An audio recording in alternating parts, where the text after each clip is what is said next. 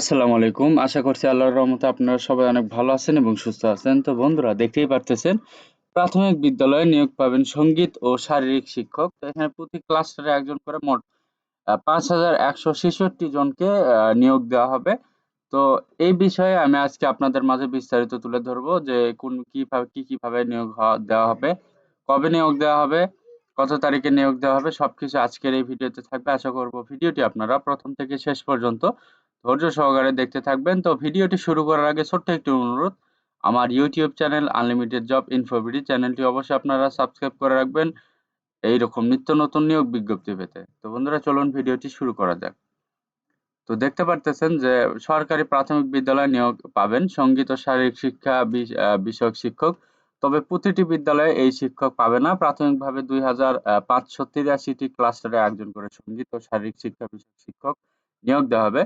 তারা ওই ক্লাস্টারের প্রতিটি স্কুলে এই দুটি বিষয়ে শিক্ষা দিবেন।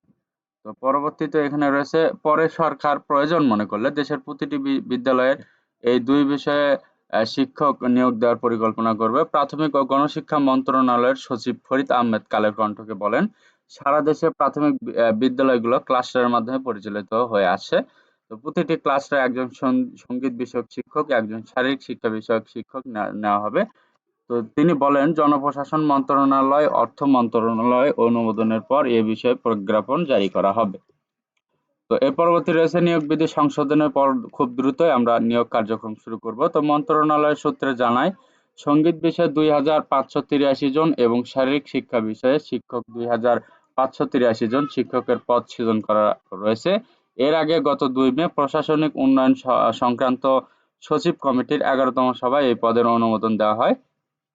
এর আগে সরকারি প্রাথমিক বিদ্যালয়ে সঙ্গীত ও শারীরিক শিক্ষা বিষয়ে ৫,১৬৬ জন শিক্ষক নিয়োগ পদ সৃজনের প্রস্তাবে সম্মতি দেওয়া হয় জনপ্রশাসন মন্ত্রণালয়।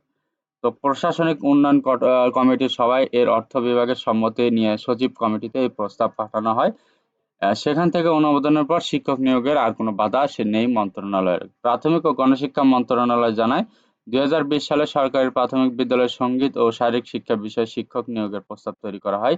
সেই সময় নতুন করে ১,৫৯,১২৪টি শিক্ষকের পদ সৃজনের জন্য প্রশাসন মন্ত্রণালয়ের প্রস্তাব পাঠানো হয়েছিল। এসব পদের মধ্যে ২,৫৮৩টি সঙ্গীত, ২,৫৮৩টি শারীরিক শিক্ষা, সাধারণ শিক্ষকের পদ ৯৮,৩৩৮টি এবং সহকারী প্রধান শিক্ষকের পদ ৬৫,২২০টি।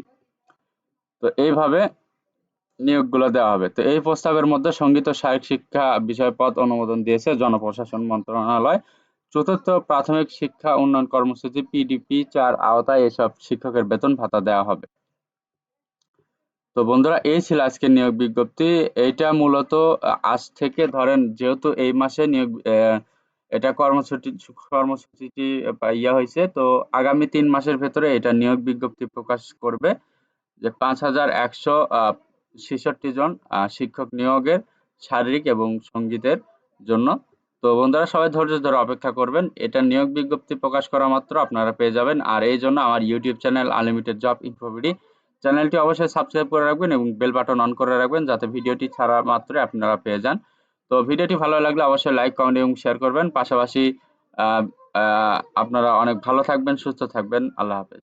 দেখা হচ্ছে নতুন কোনো ভিডিওতে।